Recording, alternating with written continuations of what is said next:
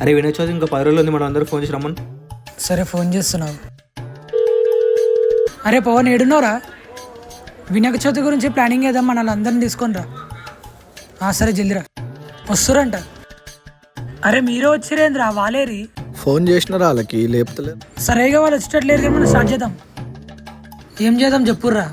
ఛత్రి లైట్లు జిప్సీ పెడదాం. అవన్నీ ఎందుకు మామ, చిన్న గణేష్ పెట్టి బగ్గిలో దిద్దాం. అవన్నీ కాదు కానీ ఫస్ట్ పైసలు ఎంత తెలియదు. అరే మీరు చెప్పిన ప్లాన్కి టోటల్ 1,30,000 అవుతుందిరా. ఎవరెవరు ఏం చేస్తారో చెప్పుర్రి, నేనైతే ఒక 10,000 ఇస్తాను. నాతో 10,000 అయితే కావరా, ఒక 5,000 అయితే సెట్. నా దగ్గర అయితే ఒక 5,000 సెట్ అవుతాయి. నేనైతే ఒక 10,000 ఇస్తారా. మనందరి కలిపితే 30,000 అవుతున్నాయి, ఇంకా 1,00,000 రూపాయలు. ఇక మీరే ఇట్లా అంటే వాళ్ళు రూపాయి కూడా ఇయ్యారు. ఇక మన ముఖాలకు మనం గణేషుని పెట్టినట్టే కానీ యోనింట్లో పెట్టుకుందాంపా.